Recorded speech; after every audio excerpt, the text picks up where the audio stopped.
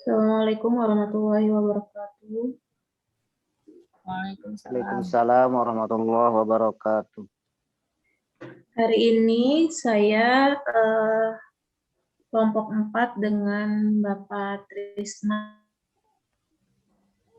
Manggala insya Allah akan menjelaskan tentang pendekatan kepemimpinan dan model kepemimpinan. Sebentar di share PPT-nya ya.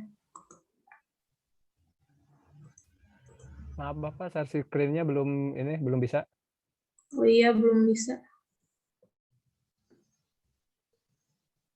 Silakan Pak, punten.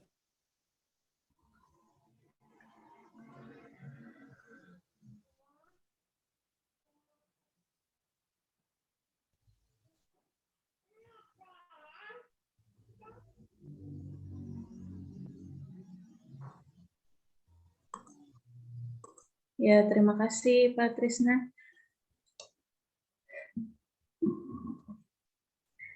Yang pertama, pertemuan sebelumnya teman-teman sudah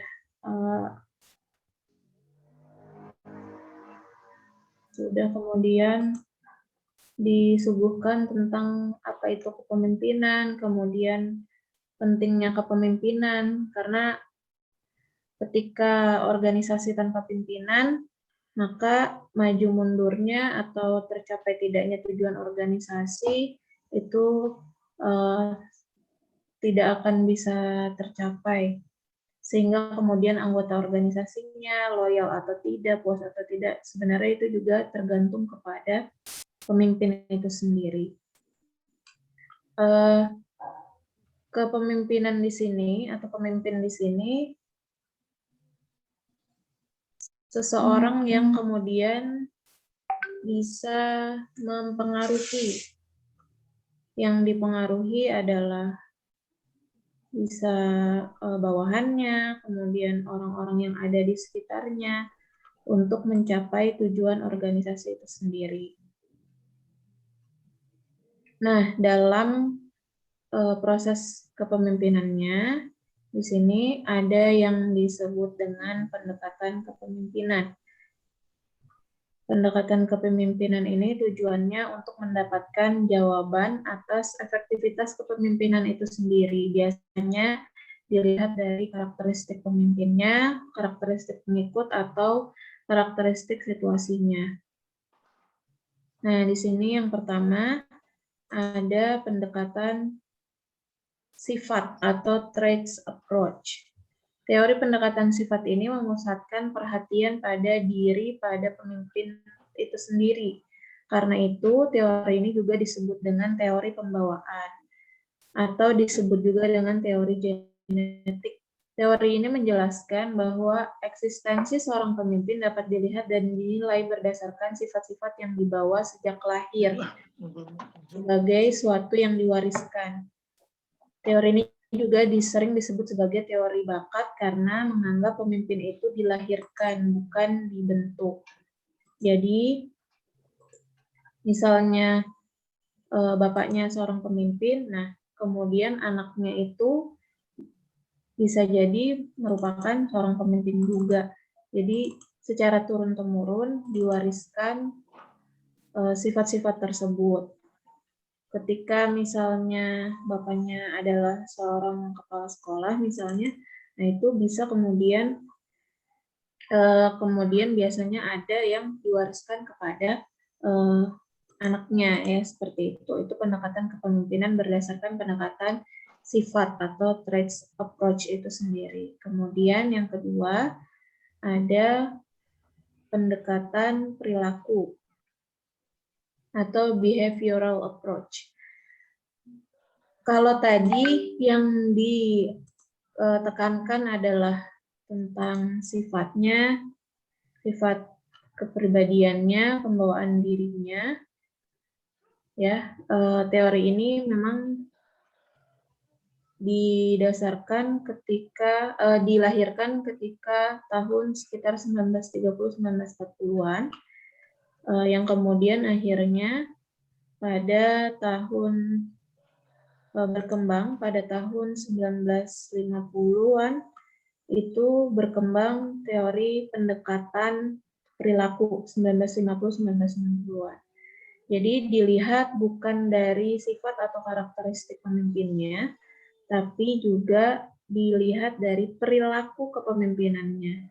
Jadi dilihat langsung bagaimana perilaku seorang pemimpin terhadap bawahannya atau terhadap tugas-tugas yang dijalankannya, bagaimana berkomunikasinya, apakah seorang pemimpin itu dikatakan sebagai pemimpin yang efektif ketika dia bisa mendelegasikan tugas-tugasnya kepada bawahannya, mendorong bawahannya untuk melaksanakan tugas yang sesuai dengan kompetensi dan keinginannya. Itu untuk yang behavioral approach. Jadi ketika misalnya seorang pemimpin ini memberikan motivasi, melibatkan karyawan dalam pengambilan keputusan atau menciptakan persahabatan, saling menghormati. Nah, yang ditekankan adalah perilaku dari pemimpin itu sendiri. Jadi bukan hanya dari sifatnya, tapi dilihat dari bagaimana perilaku langsungnya. Kemudian yang ketiga, ada yang disebut dengan pendekatan kekuasaan. Nah, dengan seorang pemimpin, dengan memiliki kekuasaan, dia bisa istilahnya mempunyai wewenang, kemudian bisa dengan wewenang tersebut yang bersifat sah atau formal, kemudian bisa memberikan tugas atau memberikan memberikan satu arahan ya untuk bawahan-bawahannya. Nah, di sini pemimpin memiliki kekuasaannya, kadangkala juga dia dapat memberikan sesuatu imbalan atau hadiah kepada bawahannya ketika misalkan memang dilihat bawahannya itu baik pekerjaannya. Dia juga dapat menggerakkan atau mengendalikan orang lain dengan kekuasaannya tersebut, sehingga seseorang dapat tunduk dan patuh kepada pemimpin tersebut. Yang keempat, ada pendekatan situasi. Pendekatan situasi ini berkembang tahun 1960 hingga 1980-an. Kepemimpinan situasional atau disebut juga dengan kontingensi.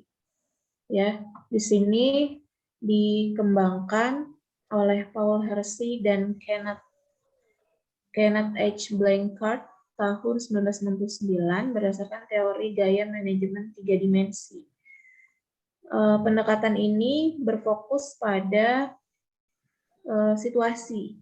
Jadi bagaimana seorang pemimpin kemudian dapat mengembangkan satu variabel penentu kemampuan kepemimpinan tersebut. Jadi dia dapat mengidentifikasi karakteristik situasi atau keadaan sebagai faktor penentu utama yang membuat seorang pemimpin berhasil melaksanakan tugas-tugas organisasinya secara efektif dan efisien.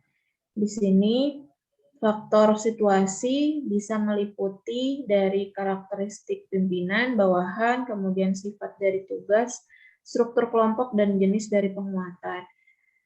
Biasanya pendekatan situasi ini sangat dipentingkan atau sangat ditekankan karena biasanya antara satu situasi dengan situasi yang lain itu membutuhkan kecekatan, kemudian membutuhkan kemampuan berpikir yang lebih ketika misalnya menghadapi situasi yang bisa jadi penting, urgent untuk segera diambil keputusannya. Jadi pendekatan situasi ini bisa menghasilkan satu hal yang berbeda ketika misalnya ada dua orang pemimpin yang kemudian dihadapkan dengan situasi yang sama. Biasanya di situ juga didasari atau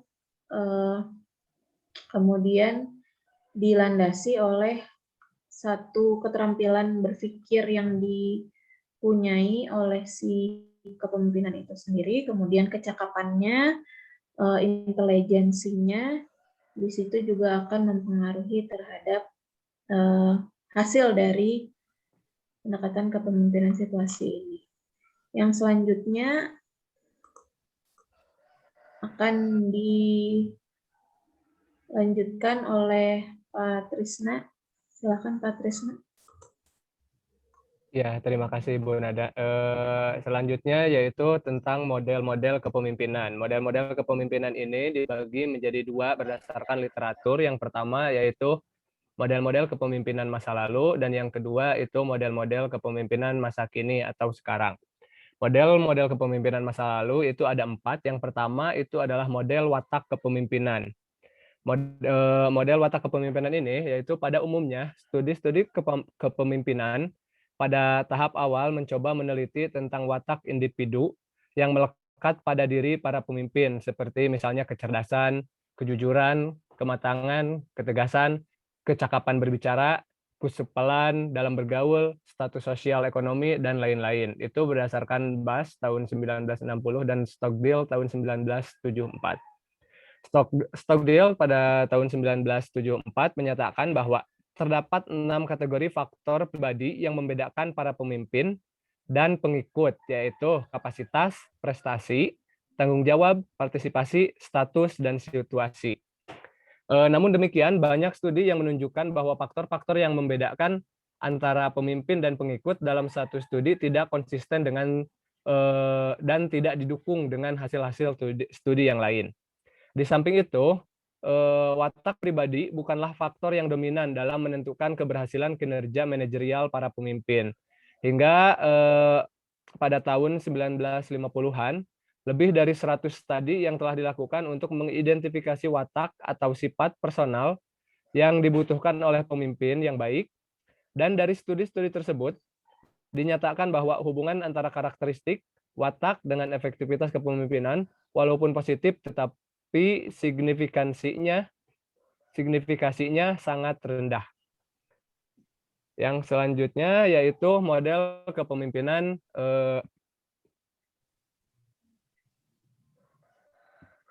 situasional. Model kepemimpinan situasional yaitu merupakan pengembangan model watak kepemimpinan dengan fokus utama yaitu faktor situasi sebagai variabel penentu kemampuan kepemimpinan. Studi-studi kepemimpinan situasional mencoba mengidentifikasi karakteristik situasi atau keadaan sebagai faktor penentu utama yang membuat seseorang pemimpin berhasil melaksanakan tugas-tugas organisasi secara efektif dan efisien. Dan juga model ini membahas aspek kepemimpinan lebih berdasarkan fungsinya, bukan lagi hanya berdasarkan watak kepribadian pemimpinnya. Hinckley tahun 1973 menyatakan bahwa faktor situasi lebih menentukan keberhasilan seorang pemimpin dibandingkan watak pribadinya. Menurut pendekatan kepemimpinan situasional ini, seorang bisa dianggap sebagai pemimpin atau pengikut tergantung pada situasi atau keadaan yang dihadapi. Banyak studi yang mencoba untuk mengidentifikasi karakteristik situasi khusus yang mempengaruhi kinerja para pemimpin. Hoy dan Miskel pada tahun 1987 menyatakan bahwa terdapat 4 faktor yang mempengaruhi kinerja pemimpin, yaitu sifat struktural organisasi, iklim atau lingkungan organisasi, karakteristik tugas, atau peran dan karakteristik bawahan. Yang ketiga yaitu model-model kepemimpinan masa lalu, yaitu model pemimpin yang efektif. Model kajian kepemimpinan ini memberikan informasi tentang tipe-tipe tingkah laku para pemimpin yang efektif. Tingkah laku para pemimpin dapat dikategorikan menjadi 2 dimensi, yaitu struktur kelembagaan dan konsiderasi. Dimensi struktur kelembagaan itu menggambarkan sampai sejauh mana pemimpin mendefinisikan dan menyusun interaksi kelompok dalam rangka mencapai tujuan organisasi, serta sejauh mana para pemimpin mengorganisasikan kegiatan-kegiatan kelompok mereka. Dimensi ini dikaitkan dengan usaha para pemimpin mencapai tujuan organisasi. Lalu yang keduanya yaitu dimensi konsiderasi, menggambarkan sampai sejauh mana tingkat hubungan kerja antara pemimpin dan bawahannya, dan sampai sejauh mana pemimpin memperhatikan kebutuhan sosial dan emosi bagi bawahannya. Misalnya, kebutuhan akan pengakuan, kepuasan kerja, dan penghargaan yang mempengaruhi kinerja mereka dalam organisasi. Dimensi konsiderasi ini juga dikaitkan dengan adanya pendekatan kepemimpinan yang mengutamakan komunikasi dua arah, partisipasi, dan hubungan manusiawi. Mohon maaf. Lalu Halprin pada tahun 1966 menyatakan bahwa tingkah laku pemimpin yang efektif cenderung menunjukkan kinerja yang tinggi terhadap dua aspek di atas yang tadi saya sebutkan. Dia berpendapat bahwa pemimpin yang efektif adalah pemimpin yang menata kelembagaan organisasinya secara sangat terstruktur dan mempunyai hubungan dan persahabatan yang sangat baik. Secara ringkas, model kepemimpinan efektif ini mendukung anggapan bahwa pemimpin yang efektif adalah pemimpin yang dapat menangani kedua aspek organisasi dan manusia sekaligus dalam organisasinya. Dan yang terakhir itu yang keempat, model-model kepemimpinan masa lalu, yaitu model kepemimpinan kontingensi. Studi kepemimpinan jenis ini memfokuskan perhatiannya pada kecocokan antara karakteristik watak pribadi pemimpin, tingkah lakunya, dan variabel-variabel situasional. Kalau misalkan model kepemimpinan situasional berasumsi bahwa situasi yang berbeda membutuhkan tipe kepemimpinan yang berbeda, maka model kepemimpinan kontingensi memfokuskan perhatian yang lebih luas, yakni pada aspek keterkaitan antara kondisi, variabel kondisi atau variabel situasional dengan watak atau tingkah laku dan kriteria kinerja pemimpin. Model kepemimpinan kontingensi ini juga sering disebut dengan model kepemimpinan Fiedler. Nah, Fiedler itu pada tahun 1967 beranggapan bahwa kontribusi pemimpin terhadap efektivitas kinerja kelompok tergantung pada cara atau gaya kepemimpinan dan sesuai situasi yang dihadapinya. Menurut beliau, ada 3 faktor utama yang mempengaruhi kesesuaian situasi, dan ketiganya ini selanjutnya mempengaruhi keefektifan pemimpin. Ketiga faktor tersebut antara lain yang pertama, hubungan antara pemimpin dan bawahan, yaitu sampai sejauh mana pemimpin itu dipercaya dan disukai oleh bawahan untuk mengikuti petunjuk pemimpinnya. Yang kedua itu struktur tugas, yaitu sampai sejauh mana tugas-tugas dalam organisasi didefinisikan secara jelas dan sampai sejauh mana tugas-tugas tersebut dilengkapi dengan petunjuk yang rinci dan prosedur yang baku. Yang selanjutnya yaitu kekuatan posisi, yaitu sampai sejauh mana kekuatan atau kekuasaan yang dimiliki oleh pemimpin karena posisinya diterapkan dalam organisasi untuk menanamkan rasa memiliki akan arti penting dan nilai dari tugas-tugas mereka masing-masing.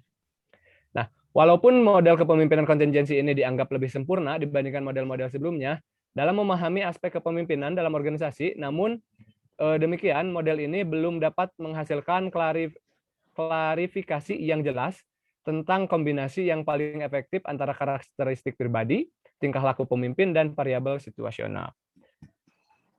Yang selanjutnya yaitu model-model kepemimpinan masa kini atau sekarang. Yang pertama, model-model kepemimpinan masa kini itu saya hanya menemukan 2, yaitu yang pertama model kepemimpinan transaksional.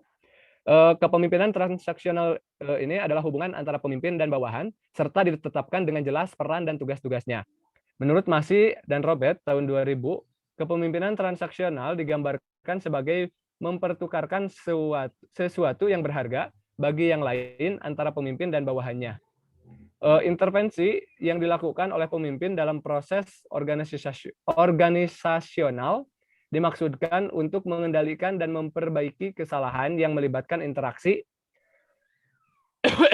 antara pemimpin dan bawahannya bersifat proaktif. Kepemimpinan transaksional aktif menekankan pemberian penghargaan kepada bawahan untuk mencapai kinerja yang diharapkan. Oleh karena itu, secara proaktif, seorang pemimpin memerlukan informasi untuk menentukan apa yang saat ini dibutuhkan oleh bawahannya. Selanjutnya yang kedua yaitu model kepemimpinan transformasional. Transformasional itu adalah teori yang mengacu pada kemampuan seorang pemimpin untuk memberikan pertimbangan dan rangsangan intelektual yang diindividukan dan yang memiliki karisma. Dengan kata lain, pemimpin transformasional ini adalah pemimpin yang mampu memperhatikan keprihatinan dan kebutuhan pengembangan diri pengikut untuk mengeluarkan upaya ekstra untuk mencapai tujuan kelompok. Pemimpin transaksional hakikatnya menekankan bahwa seorang pemimpin perlu menentukan apa yang perlu dilakukan para bawahannya untuk mencapai tujuan organisasi. Di samping itu, pemimpin transaksional cenderung memfokuskan diri pada penyelesaian tugas-tugas organisasi. Untuk memotivasi agar bawahan melakukan tanggung jawab mereka, para pemimpin sangat mengandalkan pada sistem pemberian penghargaan dan hukuman pada awalnya. Yamarino dan Bass pada tahun 1990, pemimpin transformasional harus mampu membujuk para bawahannya melakukan tugas-tugas mereka melebihi kepentingan mereka sendiri demi kepentingan organisasi yang lebih besar. Bass dan Apollio pada tahun 1994 mengemukakan bahwa kepemimpinan transformasional mempunyai 4 dimensi yang disebut dengan the 4 I's atau 4I. Perilaku yang pertama itu perilaku pemimpin yang membuat para pengikutnya mengagumi atau menghormati sekaligus mempercayai atau pengaruh ideal. I yang pertama. Lanjutnya yang kedua yaitu pemimpin transformasional digambarkan sebagai pemimpin yang mampu mengartikulasikan pengharapan yang jelas terhadap prestasi bawahan atau motivasi inspirasi. Itu adalah I yang kedua. Selanjutnya, pemimpin transformasional harus mampu menumbuhkan ide-ide baru, memberikan solusi yang kreatif terhadap permasalahan-permasalahan yang dihadapi bawahannya atau stimulasi intelektual. Itu I yang ketiga. Dan yang terakhir, I yang keempat, itu adalah pemimpin transformasional digambarkan sebagai seorang pemimpin yang mau mendengarkan dengan penuh perhatian masukan-masukan bawahan dan secara khusus mau memperhatikan kebutuhan-kebutuhan bawahan akan pengembangan karir atau konsentrasi individu. Banyak peneliti dan praktisi manajemen yang sepakat bahwa model kepemimpinan transformasional merupakan konsep kepemimpinan yang terbaik dalam menguraikan karakteristik para pemimpin. Mungkin itu yang bisa saya sampaikan. Kurang lebihnya mohon maaf. Terima kasih. Wassalamualaikum warahmatullahi wabarakatuh. Saya kembalikan lagi ke Bu Nada sebagai moderator. Moderatornya Pak Reva ya? Oh, Pak Reva, mangga. Silahkan Pak Reva. Hatur nuhun, materi yang luar biasa sekali.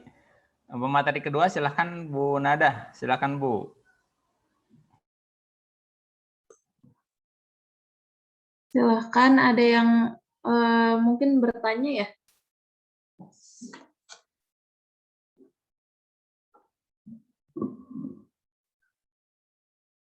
Dari teman-teman mungkin ada yang mau bertanya tentang pendekatan dan model kepemimpinan? Atau mungkin ada yang mau menambahkan?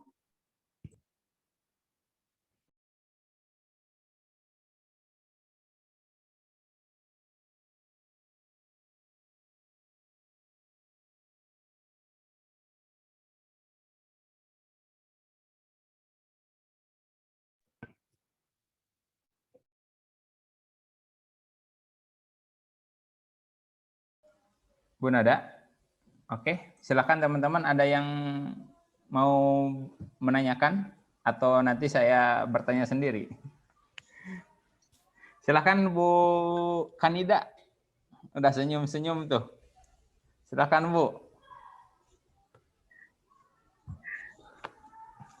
Bu Reni yang recordnya dari saya itu sering bertanya. Silakan Bu.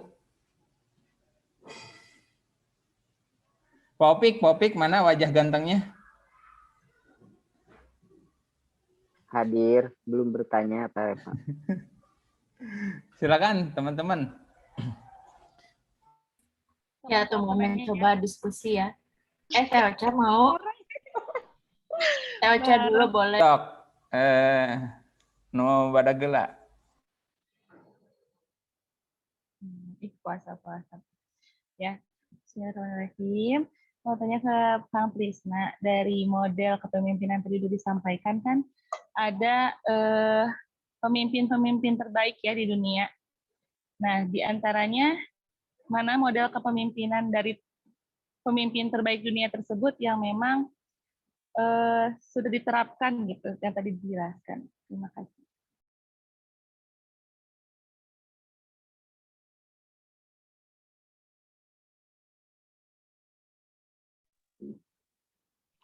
Bisa diulangi, Ibu Rosalia. Ini apa namanya, suaranya agak kurang jelas ya. Oh iya, ya dari yang tadi sudah dipaparkan oleh Kang Trisna, dari yang sudah dijelaskan model-model kepemimpinannya, apakah ada model-model kepemimpinan yang sudah diterapkan oleh para pemimpin terbaik di dunia? Gitu.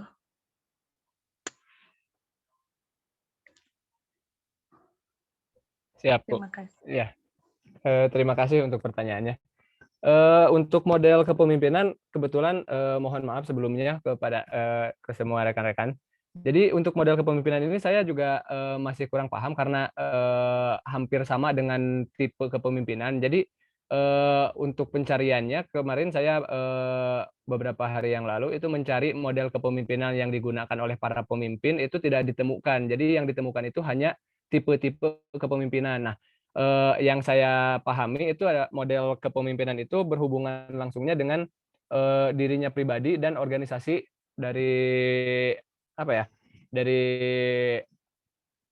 pribadi pemimpin itu sendiri.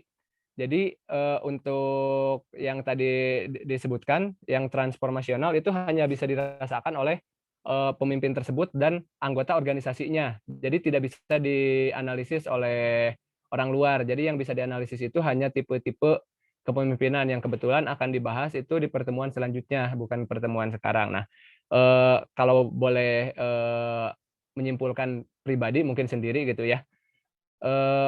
Metode kepemimpinan transformasional dan transaksional itu sebenarnya dari setiap pemimpin itu melakukannya, gitu, sudah melakukan kegiatan itu.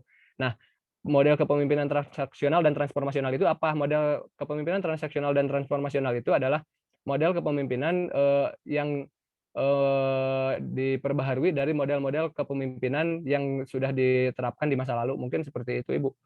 Untuk spesifik orangnya atau pemimpinnya siapa, pemimpin dunianya siapa, itu saya belum menemukan. Mohon maaf jika kurang jelas. Mungkin nanti bisa ditambahkan oleh Pak Dokter. Terima kasih.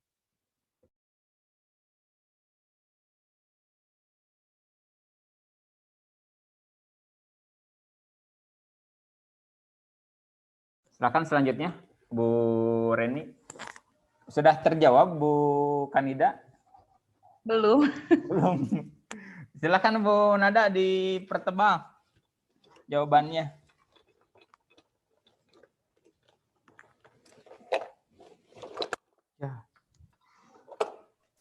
Iya, untuk model ya, sebenarnya saya pernah baca, cuma dari tadi lagi cari referensinya yang saya baca itu dari mana gitu. Jadi di dalam referensi itu ada yang menyebutkan bahwa kepemimpinan yang disebutkan sama Kang Trisna tadi, itu kan ada beberapa model ya.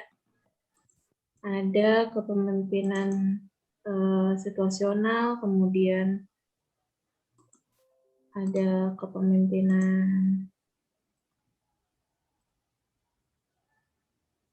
tadi.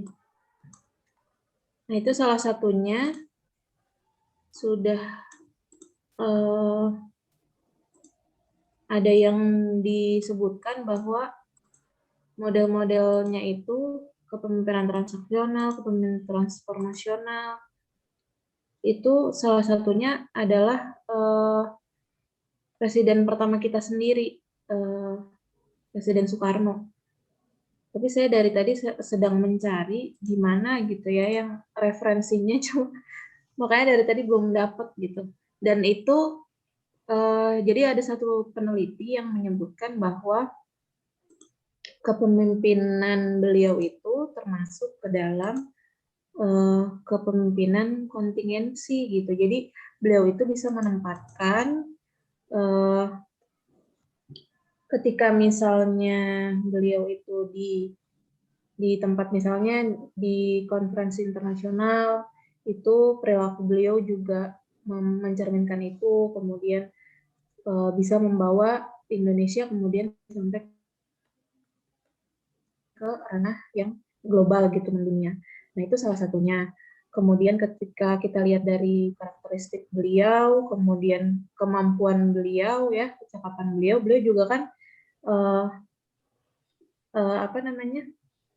menguasai berbagai bahasa ya, sehingga bisa menempatkan diri ketika di dalam situasi seperti apa, itu kecakapan beliau itu terlihat seperti itu. Itu mungkin yang bisa saya tambahkan.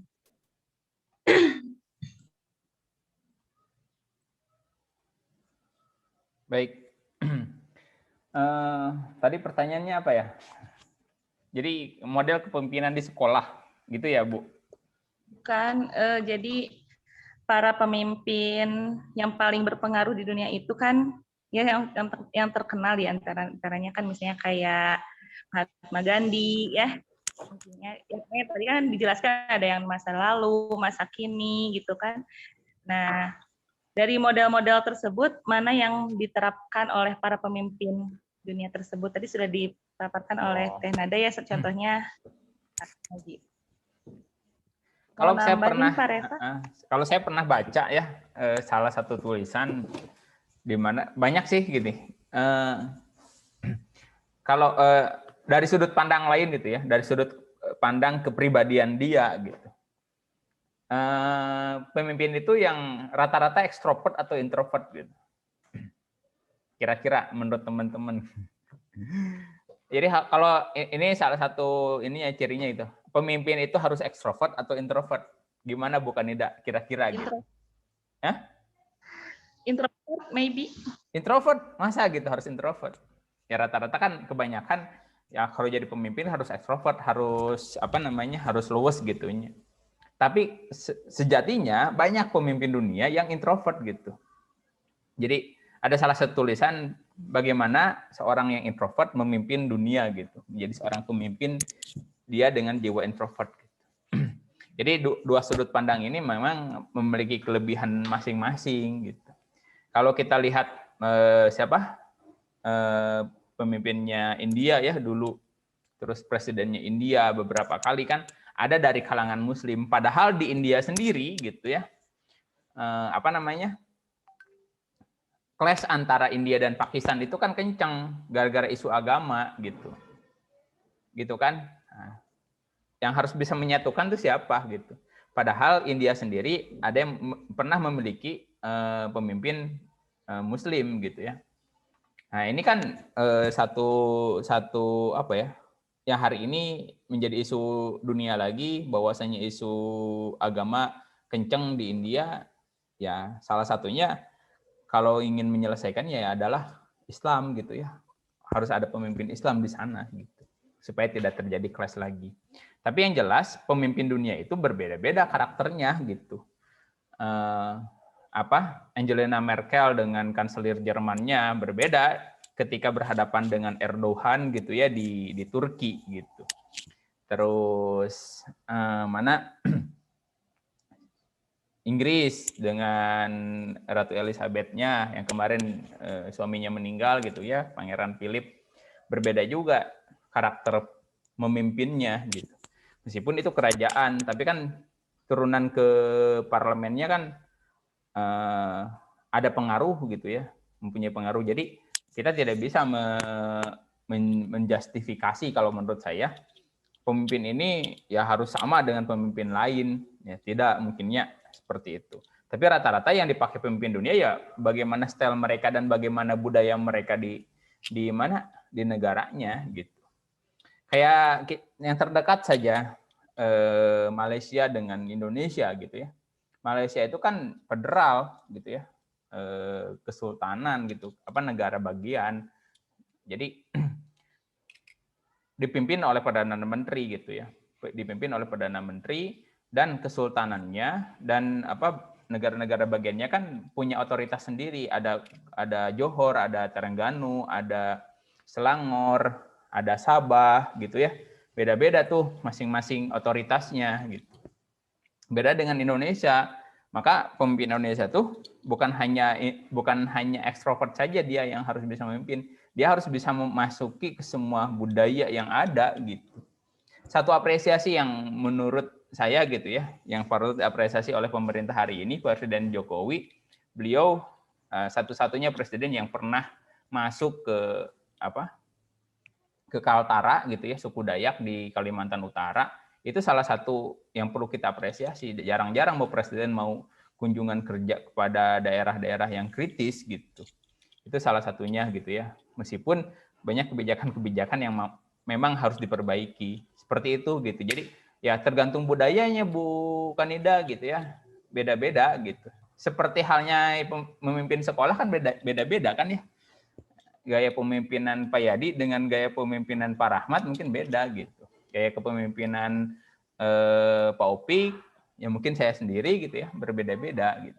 Jadi tidak bisa, harus modelnya seperti ini. Kan model-model itu lahir dari experience mungkin ya, kurang lebih seperti itu. Hapunten bilih lepat.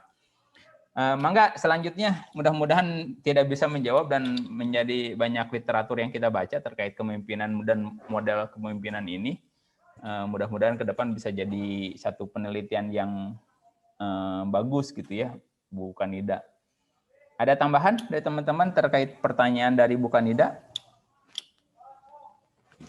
Saya mau nambahin, Pak. Oh, boleh, silakan Bu Nur Aini. Jadinya nggak nanya, nambahin lagi. Karena tadi yang ditanyakannya ada nggak tokoh besar gitu ya.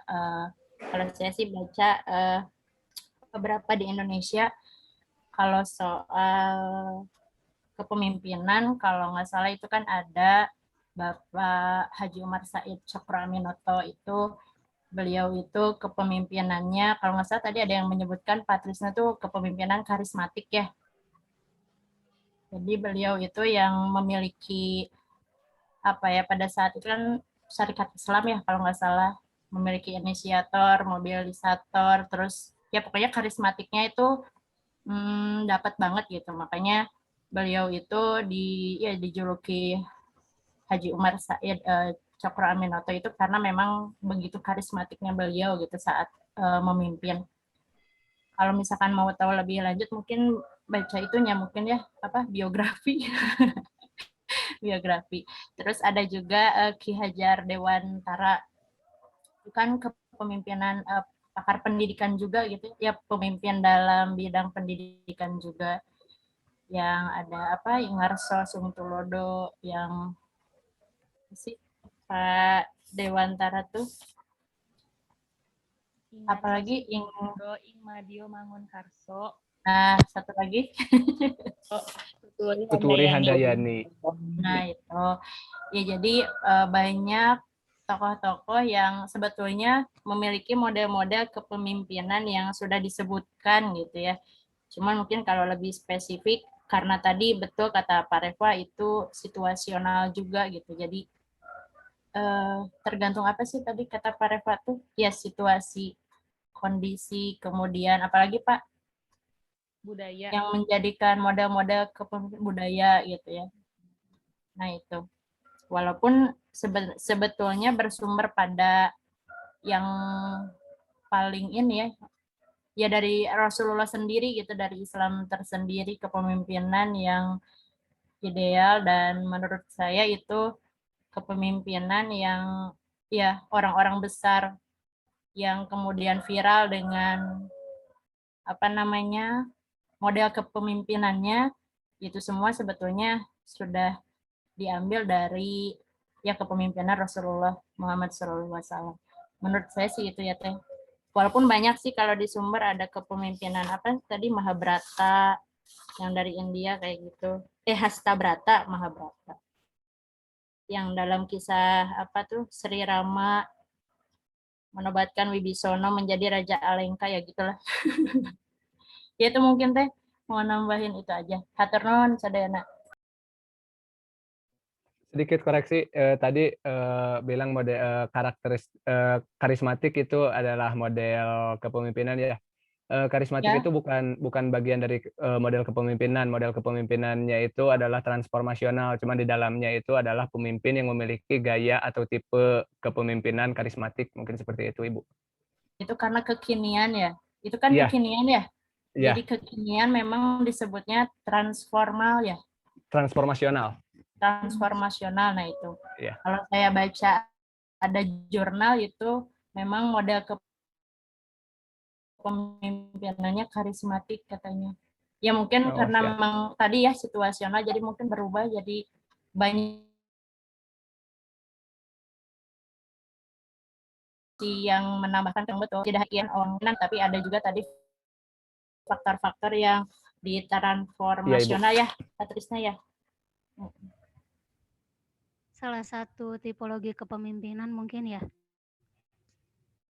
Ya, enggak. Yang karismatik, otoritas, ya. demokrasi, gitu. Otoritas, paternalistik. Iya, itu bagiannya ke tipe.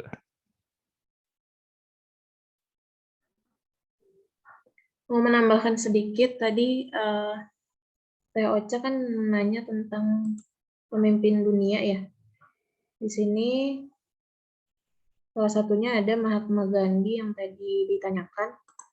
Ketika Mahatma Gandhi itu dikenal sebagai seorang yang karismatik, kemudian dia ini punya peran sentral. Jadi ketika melihat pengikutnya, kemudian ketika melihat situasi yang prihatin, kebutuhan untuk pengikutnya, ketika itu kan India sedang dijajah oleh Inggris. Kemudian setelah itu ada Mahatma Gandhi ini yang istilahnya menyerukan gitu kan, mengajak untuk memboikot barang-barang yang dihasilkan oleh Inggris. Nah, akhirnya kemudian pengikut-pengikutnya mengikuti untuk tidak, mereka akhirnya berpuasa untuk tidak membeli, untuk tidak mengkonsumsi barang-barang yang memang dihasilkan oleh Inggris itu tersebut. Akhirnya kemudian dari situ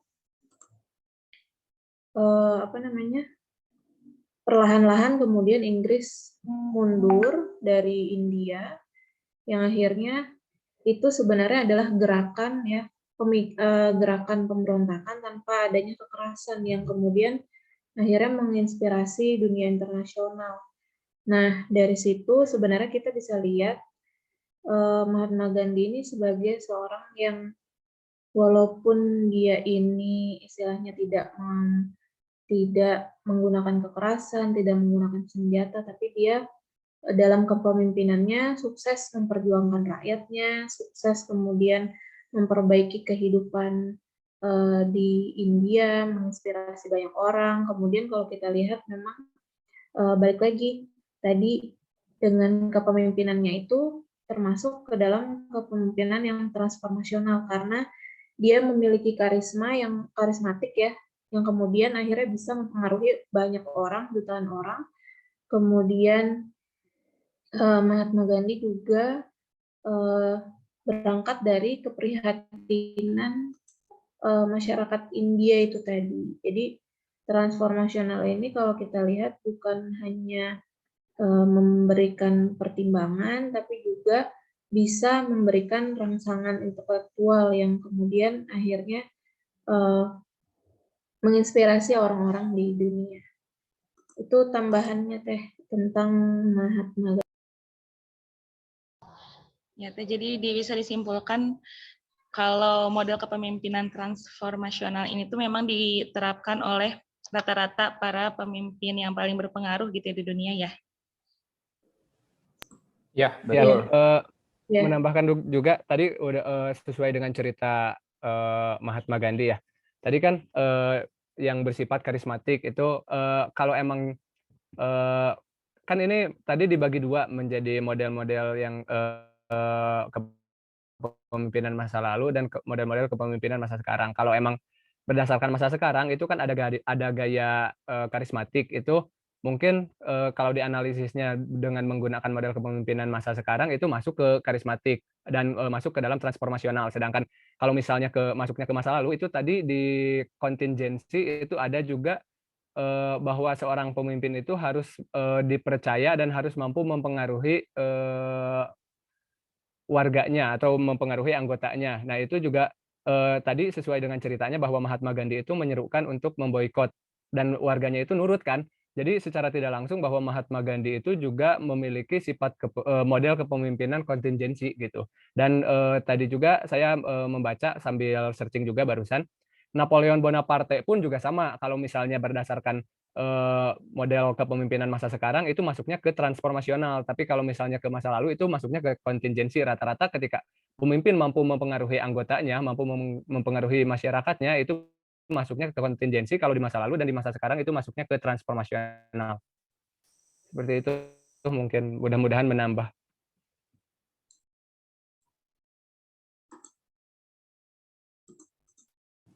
Ya, terima kasih Kang Trisna, Bu Nada, Bu Ocha, Bu Reni atas diskusinya. Ada satu contoh lagi sebetulnya ya dari kalangan pemimpin Muslim gitu terkait gaya kepemimpinan Transformasional, Pak. Nah, transformasional, itulah ya. Susah nyebutinnya gitu. Nah, kita lihat gitu ya perkembangan Turki gitu ya di tahun 2000-an gitu ya, terbelakang dengan segala keterbatasannya. Hari ini Turki menjadi ekonomi dunia yang bisa diperhitungkan gitu. Lila Turki itu kan dihajar habis-habisan gitu ya. Tapi dengan kepemimpinan Erdogan gitu ketika jadi Perdana Menteri dua periode terus jadi presiden gitu ya. Meskipun dengan ada dinamika dengan Ertuğrul gitu ya. Bukan Ertuğrul, dengan siapa? Dengan Gulen. Ertuğrul mah filmna. dengan Gulen gitu ya. Luar biasa gitu. Terus militernya dikembangkan, terus otomotifnya dikembangkan. Jadi perhitungan dunia hari ini gitu. Dan punten musuh-musuh Islam ya ketakutan dengan perkembangan Turki hari ini gitu. Dan karismatiknya beliau gitu ya, beliau mampu gitu sampai harus membuka Hagia Sophia itu kan menjadi masjid kembali dengan pertentangan yang luar biasa dari dunia itu kan kencang gitu ya ketika Hagia Sophia dibuka. Ketika bagaimana sekularisme merajalela selama kurang lebih hampir 100 tahun oleh Muhammad Kemal Atatürk gitu kan, disekularisasi Turki, dan hari ini Turki menjadi negara muslim terkuat gitu ya di dunia gitu. Dengan militernya, dengan kemampuannya, bahkan kita saja gitu ya sebagai warga Indonesia banyak peluang-peluang beasiswa untuk pendidikan di sana secara gratis. Itu untuk warga negara luar gitu, apalagi warga negaranya sendiri gitu ya. Ini kan capaian yang luar biasa dari seorang Erdogan. Terus ketika 2018 ketika Erdogan mau dikudeta gitu kan sama militer Turki, kenapa Erdogan bisa menggagalkan itu? Karena kekuatan rakyatnya yang mencintai beliau sebagai pemimpin. Bahkan karismatiknya beliau mengalahkan karismatik negaranya gitu kan. Luar biasa gitu ya sosok kepemimpinan dari seorang Erdogan. Kalau kita melihat dari contoh seorang Muslim gitu. Tadi kalau kita dari worldview dari seorang Mahatma Gandhi gitu ya. Ya saya memberi contoh dari seorang Erdogan yang Muslim gitu ya. Tulen Muslim yang memang betul-betul menjaga marwah agamanya gitu. Bahkan beliau melantang keras memboikot produk-produk Israel gitu ya, membantu rakyat Palestina dengan maraknya dulu gitu ya, luar biasa. Nah, seperti itu teman-teman. Nah, ini kan salah satu contoh. Terus bagaimana gaya kepemimpinan Erdogan? Gaya kepemimpinan Erdogan ya prinsipnya prinsip Islam gitu. Prinsip-prinsip dia yang membawa dia menjadi ya punya prinsip yang kencang gitu ya dari keislamannya gitu. Ini yang kadang kita syirik gitu ya, mempunyai pemimpin yang punya prinsip dengan seperti itu. Iri gitu. bukan syirik, Pak. Ya, iri punten, iri gitu. Padahal syirik menduakan Allah. Ya, padahal kan itu dosa besar. Padahal kan secara kemampuan sumber daya alam Indonesia itu lebih bisa dikatakan lebih kaya daripada Turki itu sendiri gitu. Ya, kurang lebih seperti itu teman-teman. Mangga Billy ada yang dipindahin nggak Pak Erdogan ke Indonesia? Nanti kita ada di sini calonnya, Erdogan Sofian Morosato. Ternuhun teman-teman, ini kan ya review yang kita ini ya, dan beliau punya cita-cita bagaimana menaklukkan, memfutuhkan Al-Aqsa gitu kan. Ya mudah-mudahan di tangan beliau Al-Aqsa bisa dikembalikan ke kita gitu ya, sebagai pewaris tunggal dari Rasulullah, yaitu umat Muslim. Ada lagi? Oke teman-teman, ada yang bertanya atau menambahkan hal yang barusan gitu? Kalau di India kan dulu ada namanya Abdul Kalam ya, ada yang tahu nggak? Presiden India dari 2002 sampai 2007 gitu. Tapi ya kurang signifikan, gak kenceng gitu, karena memang orang Muslim yang menginikannya. Sedangkan di India kasus agama terkait dengan Hindu itu kan kenceng gitu, dengan Pakistan. Mangga, ada yang lain? Pertanyaan? Terima kasih Bu Kanida sudah membakar semangat kita dengan pertanyaannya. Saya Pak boleh, mau bertanya. Pak silakan Pak Sofian. Ini dengan Pak Sofian Morosato ya, enggak Pak? Ya, ini saya ada satu pertanyaan yang sudah menggelitik saya dari minggu kemarin.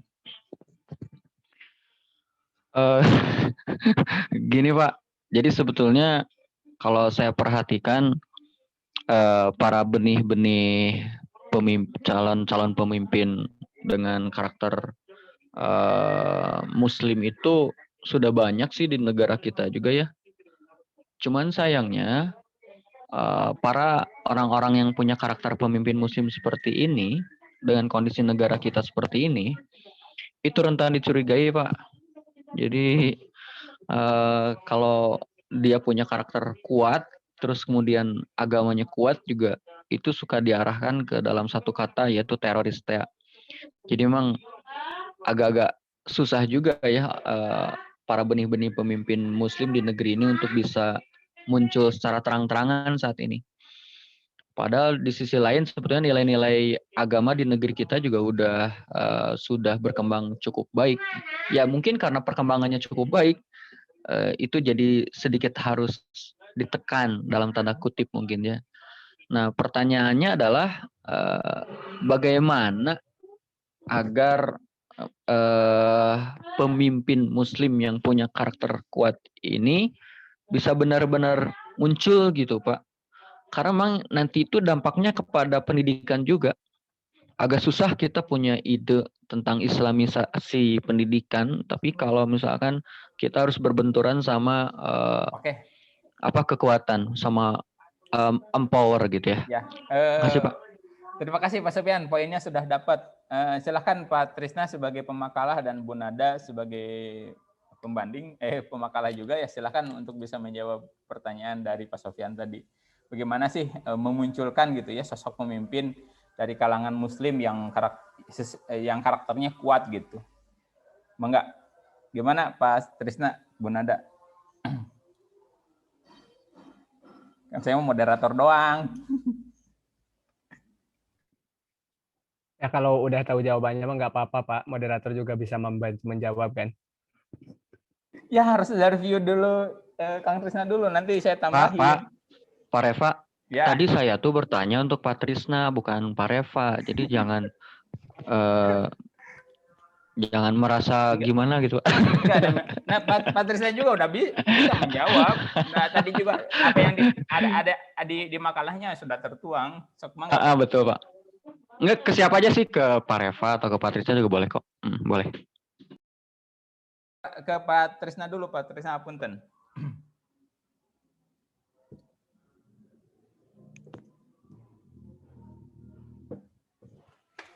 Jadi maksudnya politik kita sepertinya kurang mendukung gitu, Pak. Eta aya jawabanna. Semangat, silakan dulu Pak Trisna dulu. Tanggapannya seperti apa? Sama Bu Nada atau Bu Nada dulu, Pak Trisna dulu. Silahkan Pak Trisna mau duluan. Bu Nada aja mangga duluan. Lami abi euy ah. Ini saya coba ya, kalau misalkan salah silahkan boleh dikoreksi atau ditambahkan.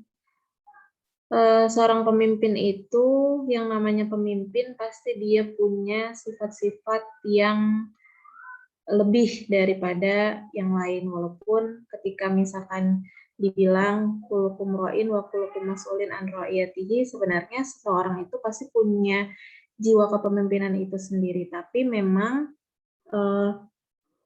ketika pada seseorang itu istilahnya sudah melekat, nah dia akan muncul ketika diperlukan, ketika misalnya dia sebagai suami misalnya, nah itu dia sebagai kepala keluarga, nah sifat kepemimpinannya itu akan muncul dengan sendirinya. Tapi ketika di dalam memimpin, istilahnya memimpin organisasi atau mungkin memimpin satu negara, nah itu ada hal-hal atau sifat-sifat yang memang seharusnya dimiliki. Yang pertama ada intelijensi. Intelijensi ini kemampuan berbicara, menafsir, atau bernalar yang lebih kuat.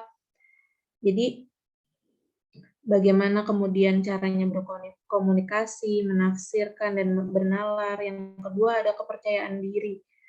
Nah, ketika misalnya seseorang itu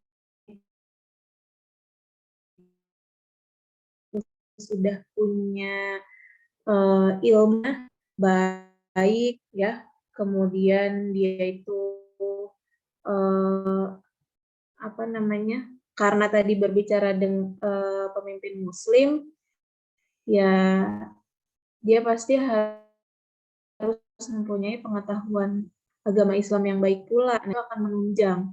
Jadi ketika situasinya tadi dituduh sebagai teroris atau misalkan dituduh sebagai radikal dan seterusnya, nah tuduhan-tuduhan itu akan istilahnya mengecil dengan sendirinya, seperti kemarin Bapak Din Samsudin itu sempat dituduhkan bahwa beliau itu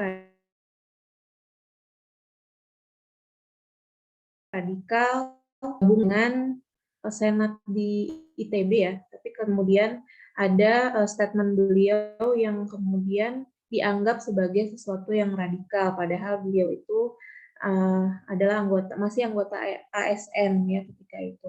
Nah itu juga akhirnya kemudian mengecil dengan sendirinya. Kenapa? Karena beliau tidak kemudian istilahnya mengeluarkan statement pembelaan diri, tapi justru orang-orang yang di sekeliling beliau, kemudian melihat perilaku beliau, kemudian melihat bagaimana berkomunikasi beliau, bagaimana kemudian konsep untuk memperjuangkan tergabung dalam satu keanggotaan ya, bahkan ketua konferensi Islam dunia. Nah itu beliau akhirnya kemudian orang-orang yang di sekelilingnya itulah yang kemudian akhirnya istilahnya mendukung, memberikan satu statement bahwa tidak benar apa yang dituduhkan hal tersebut. Jadi sebenarnya ketika seorang Muslim itu sebagai pemimpin, ya pasti orang melihat tidak hanya dia sebagai satu pribadi, tapi dia punya pengetahuan yang baik, dia punya kepercayaan diri yang baik, intelijensi yang baik, itu akan mendukung juga untuk bisa bertahan dari gempuran-gempuran tuduhan itu tadi. Kalau dari saya sih itu sih Pak. Mungkin yang lain ada yang bisa menambahkan atau mengoreksi, silahkan. Terima kasih Bu Nada. Pak Trisna silakan. Siap. Tadi mungkin Bu Nada membahas tentang membahas tentang radikalisasinya dan tadi tuduhan-tuduhannya itu. Nah, Sebenarnya tadi yang dikatakan oleh Pak Sofian kan sudah jelas bahwa di Indonesia itu udah banyak pemimpin-pemimpin yang kompeten dan sudah di bidang model kepemimpinan agamanya itu udah kuat gitu. Kalau misalkan maaf ya, bukan bermaksud merendahkan, tapi kalau emang ketika sudah dinyatakan memiliki model kepemimpinan yang kuat, harusnya bagaimanapun atau apapun situasinya, dia harus kuat dalam segala tuduhan gitu. Dia harus mampu membuktikan bahwa tuduhan-tuduhan tersebut itu tidak benar. Nah, tadi juga sebenarnya di model kepemimpinan kontingensi itu ada 3 kriteria. Sebenarnya yang masuknya itu 2 mungkin. Jadi ketika seorang pemimpin ingin muncul atau ingin dilihat, itu yang pertama itu harus punya hubungan yang jelas dengan orang lain, dengan pihak-pihak lain, baik itu individu maupun organisasi. Dan yang selanjutnya itu posisinya. Jadi yaitu sampai sejauh mana kekuatan dan kekuasaan yang dia miliki gitu. Semakin kuat atau semakin besar kekuasaan yang dimilikinya, maka apa ya bahasanya faktor apa ya oposisi mungkin gitu. Oposisi akan melihat bahwa oh ini sudah terlihat bahwa kekuasaannya sangat jelas dan kemampuan yang dimilikinya itu sangat tinggi. Terus satu lagi mungkin dilihat juga dari perilaku pemimpin tersebut. Kalau perilaku pemimpin tersebut emang sudah baik dan saya rasa akan banyak orang-orang yang mendukung bagaimanapun sikap beliau, bagaimanapun orang memandang beliau, mungkin seperti itu untuk yang bisa saya sampaikan. Jadi intinya seorang pemimpin itu kalau kekuatannya sudah jelas dan yang tadi dibahas juga oleh Pak Sofian bahwa itu udah kuat, ya tinggal maju aja, nanti juga pasti orang-orang yang melihat bahwa dia kuat dan dia berhak untuk menjadi pemimpin mengikuti dan akan memilih pemimpin tersebut. Seperti itu mungkin, mudah-mudahan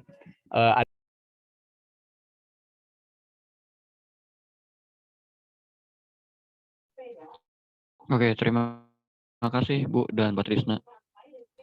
Turun Pak Trisna, Pak Semoga amal baiknya diterima oleh Allah Subhanahu. Ya, Pak Sofian perlu ditambahin nggak? Oh, perlu Pak, karena enggak, ada yang menambahkan silakan. Islam ini harus bangkit. Kalau saya, terima kasih tadi betul apa yang disampaikan Bu Nada sama Kang Trisna. Pernah dengar nggak cerita tentang Ali bin Abi Thalib? Ali itu diprotes ya, dikomplain sama rakyatnya. Wahai Amirul Mukminin Ali bin Abi Thalib, kenapa sekarang kepemimpinan engkau itu lebih buruk daripada Umar gitu? Pernah nggak cerita itu? Dengar cerita itu? Pernah ya? Terus Ali menjawab seperti ini, ya ketika Umar memimpin, rakyatnya seperti saya. Gitu. Tapi ketika saya memimpin, rakyatnya seperti engkau, gitu. Seperti kamu. Gitu. Jadi kalau saya memandang kenapa masyarakat Indonesia belum bisa berkembang, karena melihat dari kondisi masyarakatnya itu sendiri. Gitu. Apalagi kita berada di lingkungan demokrasi, yang mana pemimpin itu dipilih di voting gitu ya. Di voting melalui pemilu dengan skema pemilu, hitungan antara profesor dengan preman pasar itu sama satu gitu. Makanya Islam ada kaidah bahwasannya ya bukan kaidah ya, ada yang mengharamkan demokrasi gitu ya. Ya haramnya demokrasi itu karena itu gitu. Karena suara yang berilmu gitu ya. Dan suara seorang ustadz, seorang kiai, seorang profesor itu dihitung sama orang gila gitu. Itu gitu. Dihitung sama dengan orang gila. Maka dan hari ini suara-suara kita kan masih bisa dibeli gitu teman-teman. Suara-suara kita masih bisa dibeli. Jadi kalau misalnya melihat sosok kepemimpinan harus dilihat juga siapa yang dipimpinnya gitu. Jadi kalau yang dipimpinnya tidak siap untuk dipimpin ya enggak gitu itu. Terus tentang cerita Khalid bin Walid diturunkan dari panglima perang oleh Umar bin Khattab. Khalid bin Walid seperti apa reaksinya? Merasa, oh iya, kalaupun saya harus jadi jundi, harus jadi prajurit, saya siap jadi prajurit dan saya akan lebih leluasa di medan perang, gitu ya. Kata Khalid bin Walid apa? Kata yang dikatakan ketika di dalam tanda kutip dipecat oleh Umar bin Khattab. Kata beliau seperti ini. Terima kasih wahai Amirul Mukminin atas kepercayaannya. Hari ini saya lebih leluasa untuk bertempur di medan perang daripada saya menjadi panglima, gitu. Karena kalau misalnya saya jadi panglima dan saya mati, maka habislah umat, gitu ya. Maka nanti ketika saya mati, hanya saya yang mati, umat tidak, karena saya bukan seorang pemimpin, gitu. Tapi yang sekarang para pemimpin hari ini ketika diturunkan, dirotasi, gitu ya, post power syndrome akhirnya. Jadi yang tadinya punya power, yang tadi jadi tidak punya power, merasa kumaha gitu. Nah, hari ini seperti itu, gitu ya. Dan kalau saya melihat sudut pandangnya dari masyarakat kita sendiri yang memang belum siap, gitu. Hapunten ya, hapunten. Kalau kita lihat siapa sih yang menguasai Indonesia hari ini, gitu, partai politik mana, gitu. Maka kalau saya mengajak ke teman-teman, gitu, jangan anti juga dengan partai politik, karena mau tidak mau kebijakan kita tuh ada di mereka, gitu. Bener nggak? Bikin partai baru aja kita Pak gitu. Iya, partai MPI reguler C gitu. Ya gitu maksudnya. Jadi lihat gitu. Jadi harus bisa melihat sudut pandang bagaimana, karena estalika kepemimpinan itu dilihat, kita tidak bisa langsung jadi presiden kan tanpa menginikan partai politik. Nah, punten ya, Partai Merah hari ini tuh kadernya banyak, gitu. Maka mereka yang menguasai, gitu. Terus kebijakan elektoral threshold 20% dari pemilu sebelumnya, punten, PDIP nanti 2024 masih berhak mencalonkan tunggal, mencalonkan dia sendiri karena punya elektabilitas elektoral threshold di atas 20%. Gitu kan? Nah, itu kan diubah undang-undangnya dari 2014, 2019, beda-beda kan? Siapa yang merubah? Ya parlemen. Di parlemen sendiri mereka yang lebih banyak. Gitu.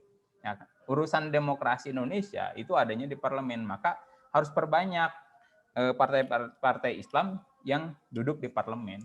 Kurang lebih seperti itulah, gitu. Dan kita sebagai yang dipimpinnya jangan mau dibeli, gitu, suara-suaranya. Seperti tadi. Pak, tadi pernyataan bahwa harus diperbanyak partai-partai. Harus diperbanyak partai-partai. Berarti kesannya itu memang umat Islam nggak akan gede-gede, Pak. Iya. Kalau terus-menerus terpecah. Iya. Gimana kalau saya usulkan satu partai aja gitu, Pak? Ya mangga, itu mah jangan ngusulkan ke saya, saya bukan ini dengan gitulah, seperti itu teman-teman. Oh, dikirain teh Bapak teh penguasa negeri ini. Ih, antum mah kemana wae. Partai setuju. Gitu ya. Atau kalah terus, Pak. Ya seperti itulah, gitu kan, sama mereka juga kan tapi yang jelas yang kita jangan milih selain partai Islam lah, intinya begitu. Ya kan banyak tuh partai Islam, silakan aja pilih di antara mereka, gitu. Saya juga bukan pengurus partai politik, gitu. Tapi ya itu, kita sebagai masyarakat intinya harus aware juga. Jadi kita juga harus siap nih dipimpin, seperti analogi tadi ya, komplainannya masyarakat rakyat terhadap Ali bin Abi Thalib kan. Wahai Ali, kenapa sekarang mah ketika kamu memimpin rakyatnya semakin gini, gitu ya, tidak lebih baik daripada kepemimpinan Umar bin Khattab? Ali menjawab gitu. Ya, ketika Umar bin Khattab yang rakyat yang dipimpinnya itu seperti saya, gitu. Tapi ketika saya memimpin rakyatnya seperti kamu, gitu kan. 3 orang gitu maksudnya teh, gitunya. Artinya yang harus diperbaiki saat ini pemimpinnya atau rakyatnya, Pak? Dua-duanya. Pemimpin yang baik itu lahir dari rakyat yang baik juga. Gitu ya, gitu ya. Kalau menurut saya, mangga itu mah tergantung, nanti teman-teman ada yang mau menambahkan silakan. Cuman kalau saya berpandangan, pemimpin yang baik itu lahir dari masyarakat yang baik juga, gitu. Terus gitu. Mereka yang milih tuh, gitu, harus sesuai dengan ini akan mendukung nggak dengan kesejahteraan saya, gitu. Ngerti nggak Pak? Gitu. Kalau saya memilih ini, nanti kepentingan saya akan terganggu, gitu kan? Kalau saya memilih ini, kepentingan saya jadi aman. Jadi bagaimana rakyatnya juga, kita tidak bisa menuntut pemimpin yang bagus, sedangkan diri kita gitu ya sebagai masyarakat masih seperti itu.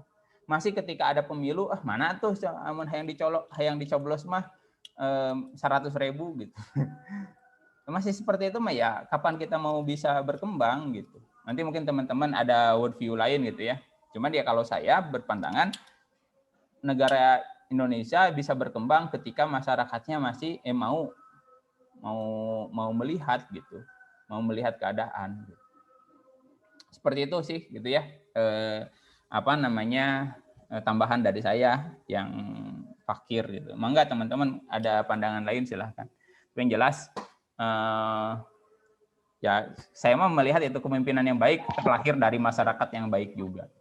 Jadi saya melihat gini Pak, kalau di sejarah masa-masa keemasan kaum muslimin itu ketika mereka berdiri di bawah satu bendera saja Pak.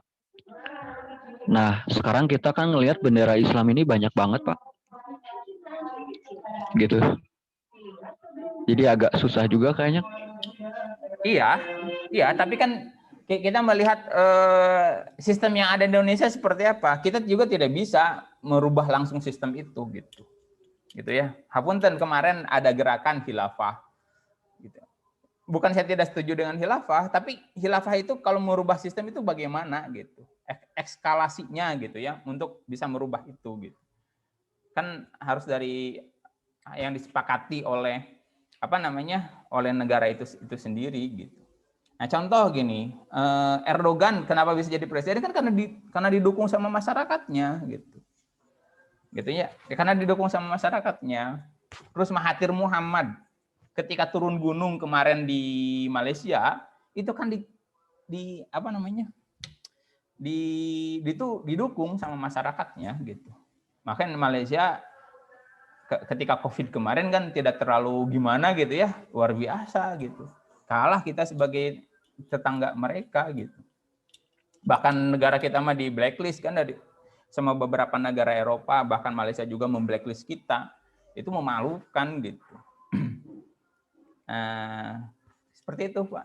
Walau alam bisa yang jelas kepemimpinan yang baik akan terlahir dari masyarakat yang baik, menurut saya itu seperti itu. Enggak?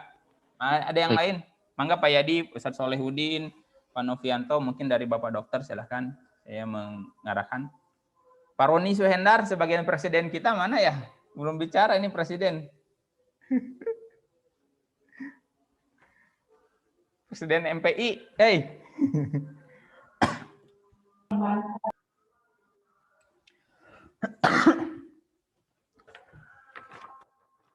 Enggak. Saya lagi baca proposal juga. Enggak, silakan ada lagi yang bertanya. Mudah-mudahan tidak puas dan jadi diskusi panjang lagi di luar perkuliahan Pak Sofyan. Atau Bapak Dokter mau menambahkan hapunten bilih abdi lepat oge tadi. Iya benar Pak, ini sangat menarik sekali. Ya, terutama kalau ditinjau saya sebagai seorang pendidik gitu kan. Pendidikan kita itu selalu berubah-ubah seiring dengan pergantian politik di negeri ini gitu. Nah, apa jadinya kalau para ahli politik di negeri kita itu tidak dipegang oleh orang-orang yang memang mukmin gitu ya. Lalu kemudian terkait juga sama sistem, terus kemudian terkait dengan kaum muslimin yang punya banyak para intelek gitu ya. Tapi mereka harus berbenturan sama sistem gitu kan. Di sisi lain kaum muslimin sekarang terpecah-pecah juga dengan sistemnya masing-masing gitu kan. Pusing deh gue. Itu akibatnya kan sekarang Menteri Pendidikan kan bukan dari pendidikan. Nah itu. Sedangkan kata Nabi kan kalau satu bidang tidak dipegang oleh ahlinya, tunggulah kehancurannya. Ya, hatur nuhun Pak Sofyan, worldview-nya.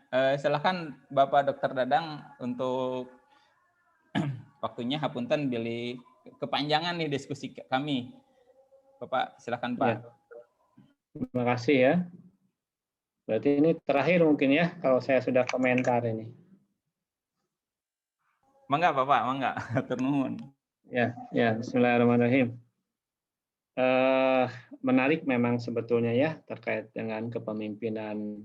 Ini jadi bukan kepemimpinan pendidikan lagi, ini kepemimpinan Islam ya.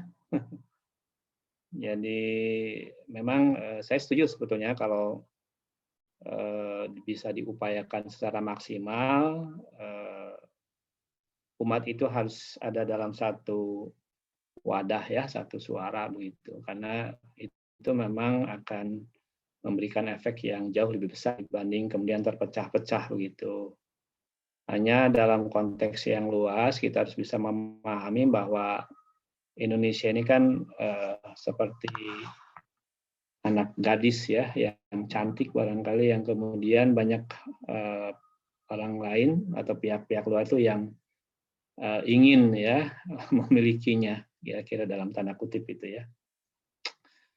Terutama ketika melihat kekuatan Islam yang besar dengan jumlah mayoritas ya, dan ini memang apa namanya di banyak tempat, bukan hanya di Indonesia, ini menjadi semacam apa namanya itu kekhawatiran ya bagi pihak-pihak luar ya, pihak musuh terutama, sehingga kemudian bagaimana caranya supaya Islam ini kemudian menjadi terpecah gitu.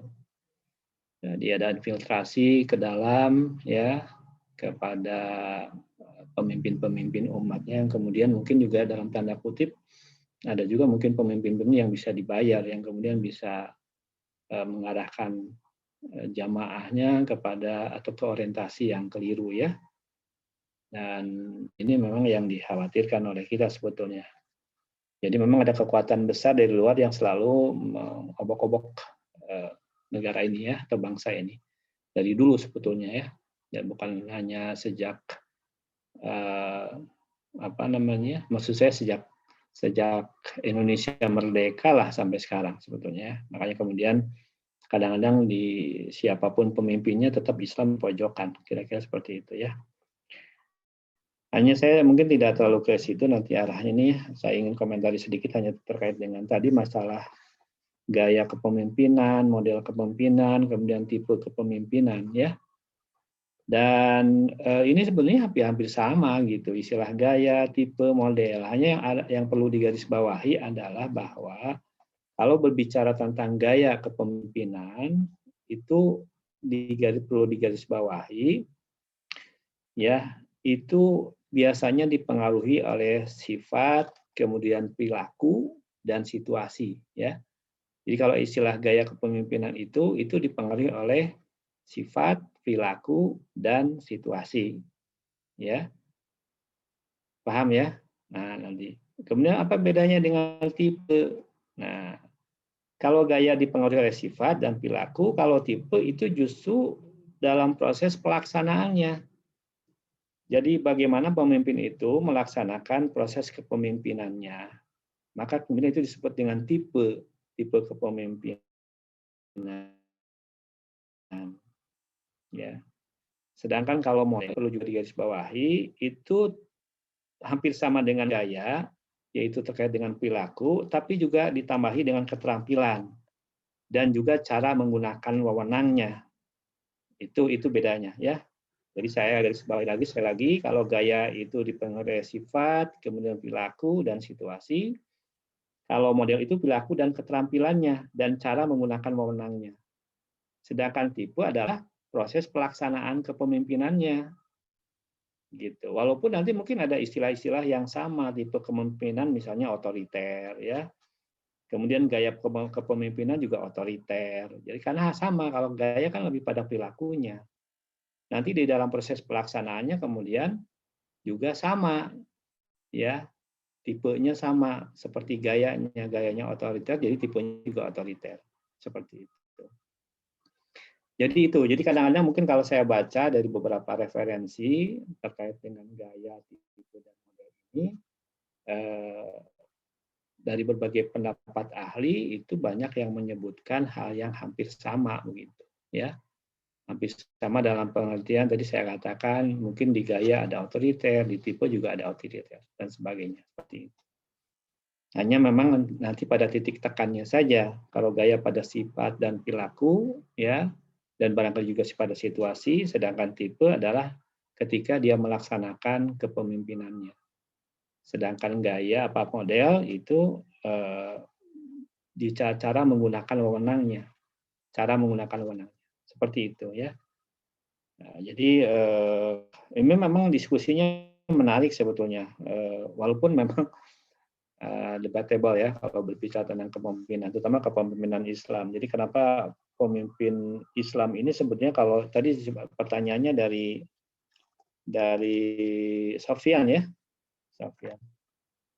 Jadi sebetulnya Iya, kalau Pak. potensinya mah ada, betul memang potensinya ada, tetapi memang agak sulit ya, atau agak berat itu untuk bisa kemudian bisa naik panggung gitu, karena memang ada kepentingan luar yang menurut saya itu sangat berpengaruh besar, kekuatan besar maksud saya dari luar yang justru memang belum bisa kita apa ya namanya, kita siasati atau kita apa ya bahasanya, mungkin kita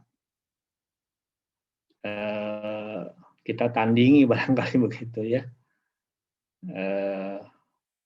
Belum lagi kan ada beberapa orang tertentu yang juga sangat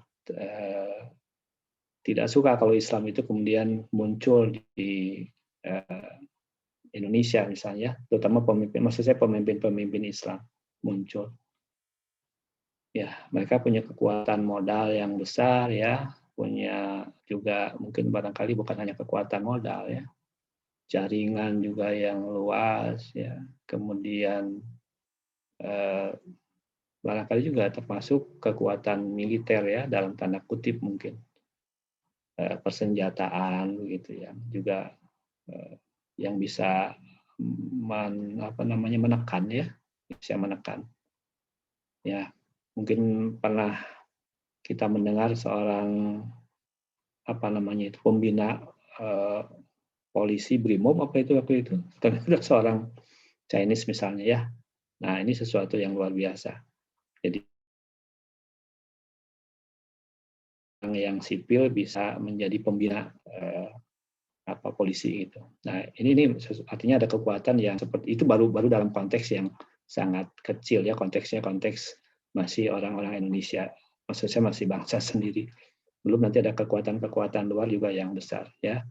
Sehingga kita melihat sejak zaman dulu, zaman Soeharto juga sama seperti itu ya.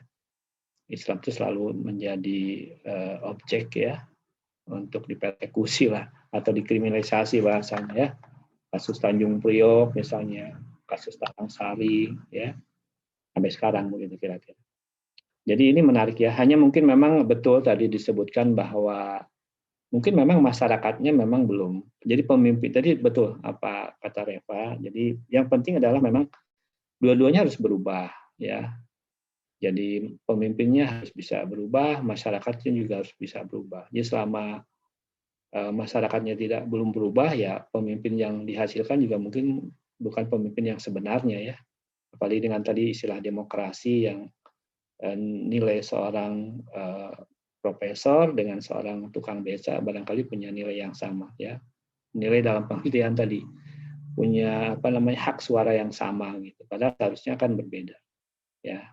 Dan itu kelemahan daripada demokrasi sebetulnya. Dan juga demokrasi kita juga mungkin agak kebablasan karena kalau lihat dibanding Amerika kan tidak begitu sebetulnya ya. Tidak begitu. Dia persis seperti yang kita maksudkan ya demokrasi. Jadi konsep demokrasi di kita kan berbeda sekali dengan konsep demokrasi di Amerika. Padahal ibunya demokrasi itu kan Amerika begitu. Itu barangkali mungkin beberapa hal yang penting yang perlu saya sampaikan ya. Mudah-mudahan ini nanti mengarah pada bagaimana justru yang paling penting adalah nantinya ujung-ujungnya pada pembenahan istilahnya pembenahan umat begitu.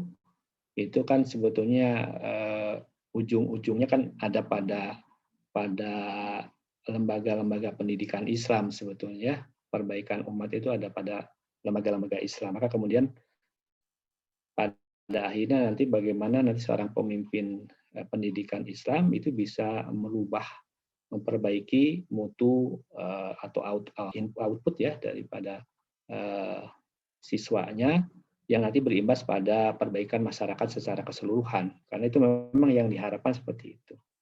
Sebetulnya gejala ini sudah muncul ya dengan berbagai macam munculnya lembaga-lembaga pendidikan yang modern, misalnya lembaga pendidikan Islam yang modern ya, yang kemudian juga bisa bersaing berkompetisi dengan lembaga-lembaga pendidikan yang lain ya. Dan kemudian juga membuka wawasan dan cakrawala baru bagi umat begitu ya, kesadaran baru muncul ya untuk terus memperbaiki mutu umat ya, mutu terutama mungkin mutu dalam pengertian di sini mungkin ke arah ibadahnya lah barangkali juga kepada akhlaknya, perilakunya ya. Jadi kecenderungan misalnya dengan makin banyaknya orang memakai kerudung ya, banyak artis yang hijrah, ini sebenarnya satu indikasi-indikasi yang positif ya, yang sekiranya yang tidak mungkin juga bisa dihentikan barangkali, karena saya percaya bahwa Allah senantiasa